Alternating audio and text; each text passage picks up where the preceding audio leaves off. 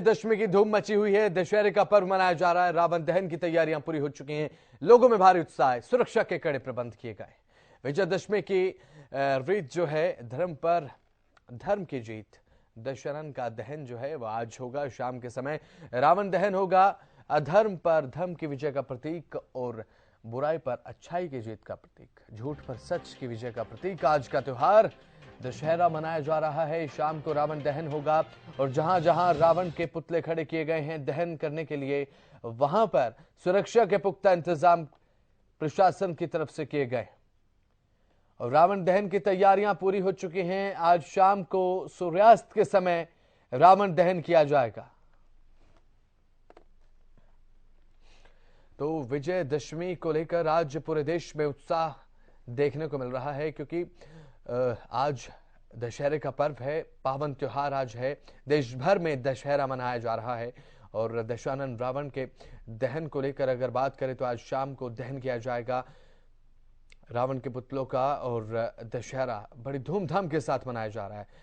आपको बता दें कि जहां पर यहाँ पर जो पुतले खड़े किए गए हैं रावण के, सुरक्षा को लेकर भी पुख्ता इंतजाम किए गए हैं ताकि लोगों की जब भीड़ हो किसी भी तरीके से जो आउट ऑफ कंट्रोल कोई भी सिचुएशन न होने पाए, इसे लेकर सुरक्षा के पुख्ता इंतजाम किए गए हैं। सुरक्षा बल तैनात किया गया, पुलिस बल की भी जो ड्यूटी है वो लगाई गई है, पुलिस कर्मियों को तैनात किया गया है, क्योंकि आज के दिन जहां पर रावण के पुतले का दहन होता है वहां देखा जाता है कि एक बहुत बड़ी तादाद में लोग जो है वो इकट्ठा होते हैं, रावण दहन देखने के लिए आते हैं। सुरक्षा के पुख्ता प्रबंध भी किए गए।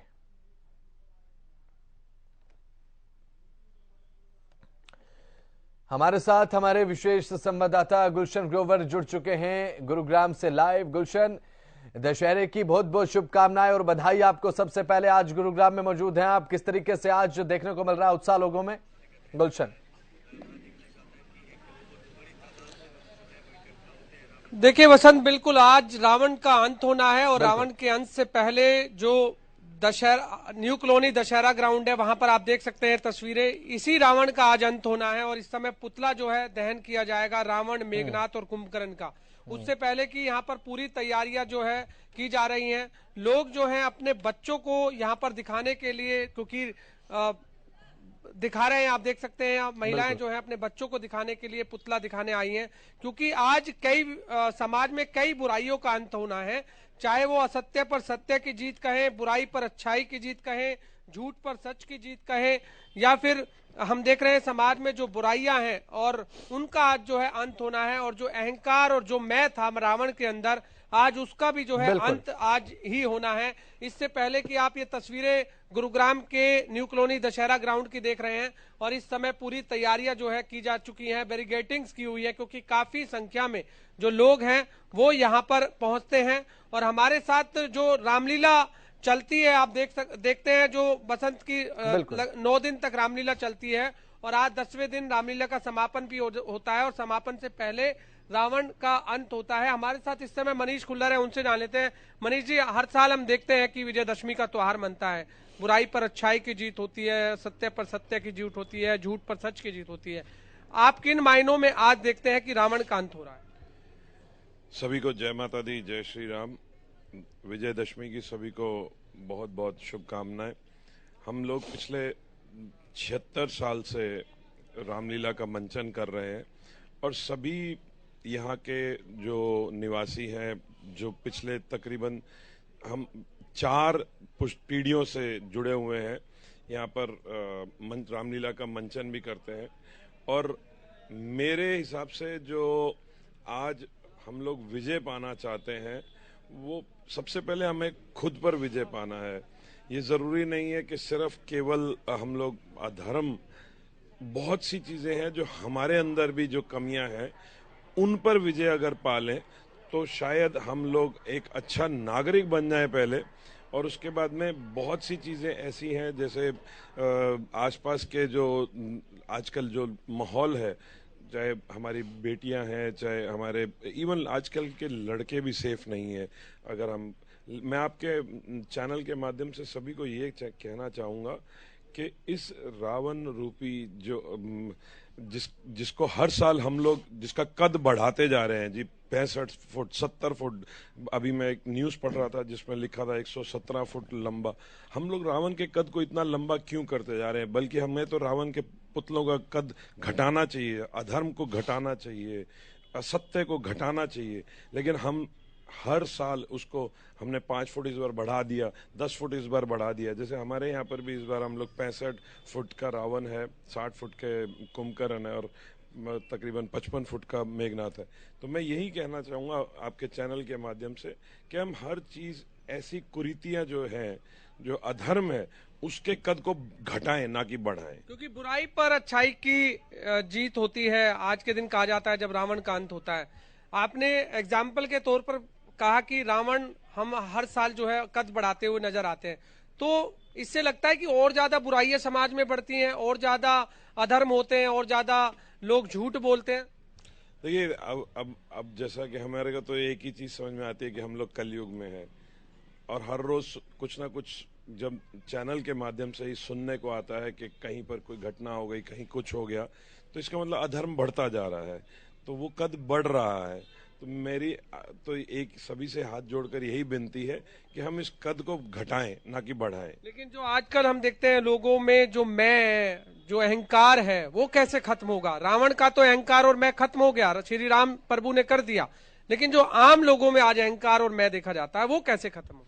अगर मैं को अगर हम में बदल देंगे, जो रावण की मैं भी जो थी, अगर हम उसको हम में बदल दें, तो शायद ही कोई ऐसी चीज होगी जो मुमकिन नहीं होगी। चाहे धर्म पर विजय पाना, चाहे सत्य पर विजय पाना, चाहे अगर आज की डेट में जो पॉलिटिक्स पर भी विजय पाना, वो ज्यादा मुश्किल काम नहीं है अगर आप सत्य में और धर्म में विश्वास रखते हैं। लगता है आम लोगों को खुद बदलना होगा अपना नजरिया। बिल्कुल, मैं ये मानता हूं कि आम लोगों को अपना नजरिया खुद बदलना होगा। कोई पार्टी कुछ नहीं करती, कोई समाज से भी कुछ नहीं करता, पहले खुद को बदलो। मनीष जी, एक संदेश और यहाँ दर्शकों को ये भी बताइए कि रामलीला का मंचन होता है, 9 दिन तक रामलीलाएं दिखाई जाती हैं, उसके बारे में बताया भी जाता है कि श्री राम प्रभु ने क्या किया, रावण का अंत क्यों हुआ, सब चीजें दृश्य दिखाया जाता है। लगता है कि लोगों को इससे प्रेरणा मिलती है, लोग उससे कुछ सीखते हैं? देखिए, या केवल मनोरंजन का साधन रह गया है?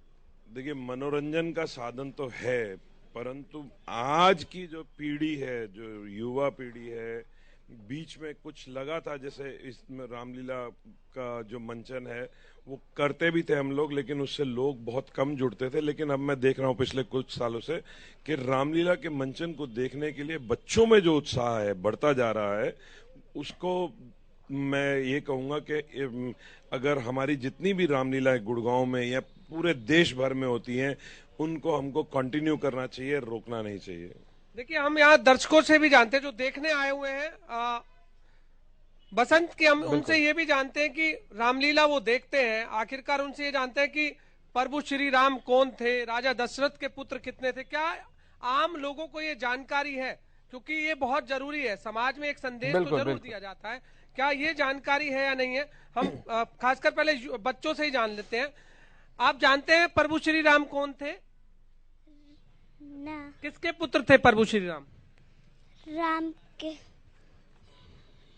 देखिए, बच्चों में बसंत, आप देख रहे हैं कि बच्चे आते जरूर हैं, देखते हैं रावण, मेघनाथ, कुंभकर्ण, लेकिन उनके उसके बारे में अगर हम बात करें कि कौन थे ये, इसके बारे में हालांकि ये जानकारी नहीं है। आपसे जानते हैं राजा दशरथ के कितने पुत्र थे, और रामलीला के माध्यम से क्या कुछ दृश्य आपने भी दिखाया? राजा दशरथ के 4 पुत्र थे जी, राम, लक्ष्मण, भरत और शत्रुघ्न। कौन कौन किसका पुत्र था?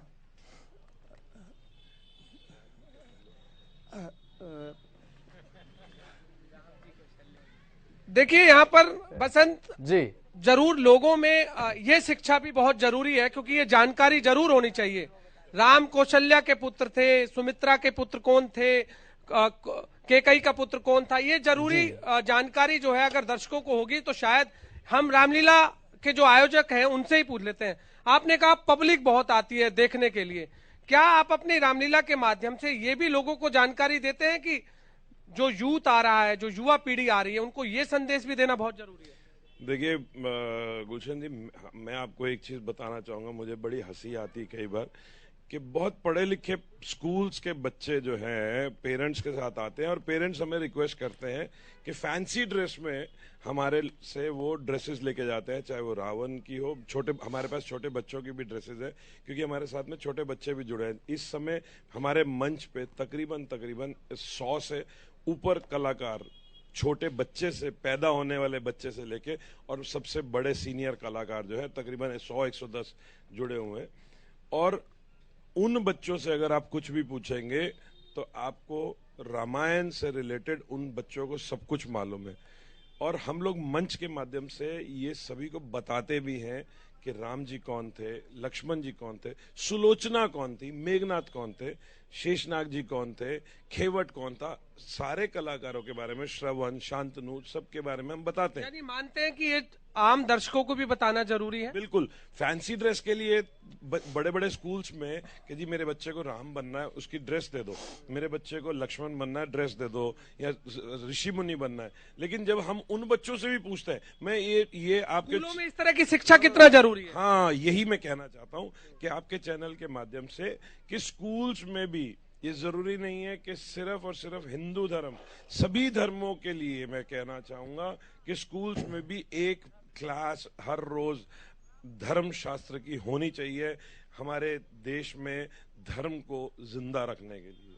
देखिए बिल्कुल बसंत, आपने यहाँ पर तमाम जो बातें हैं वो सुनी है। मैं आपको एक तस्वीरें दर्शकों को ये दिखा दूं कि इस समय जो आप ये तस्वीर देख रहे हैं ये मेघनाथ की तस्वीर है और इसका पुतला जो है इस समय अभी थोड़ी देर में ही ये खड़ा हो जाएगा और उस बीच में आप देख रहे हैं रावण की जो पुतला है और ये भी अभी जो है खड़ा होने वाला है। इसी तरीके से कुंभकर्ण है। रावण, मेघनाथ और कुंभकर्ण के पुतलों का आज दहन होना है, जो कि जैसा आपने सुना कि रामलीला के जो आयोजक थे उन्होंने बताया कि हम रावण का जो कद है वो हर साल बढ़ाते हुए नजर आते हैं और हम ये कहते हैं कि बुराई पर अच्छाई की जीत है या फिर असत्य पर सत्य की जीत है, झूठ पर सच की जीत है। तो इससे इस उल्टा कद जो है रावण का बढ़ रहा है, यानी असत्य और ज्यादा बढ़ रहा है, झूठ और ज्यादा बढ़ रहा है, अधर्म और ज्यादा बढ़ रहा है। तो ये कद बढ़ाना घटाना चाहिए ताकि इन सभी बुराइयों का अंत हो सके और तमाम जो लोग हैं जो रामलीला का मंचन देखने भी पहुंचते हैं उन्हें भी इस रामायण के माध्यम से कुछ सीखना चाहिए। स्कूलों में भी शिक्षा बहुत जरूरी है बिल्कुल इन चीजों की कि जिससे कि रामायण के बारे में सब जो जानकारियां हैं वो बच्चों को मिल सके।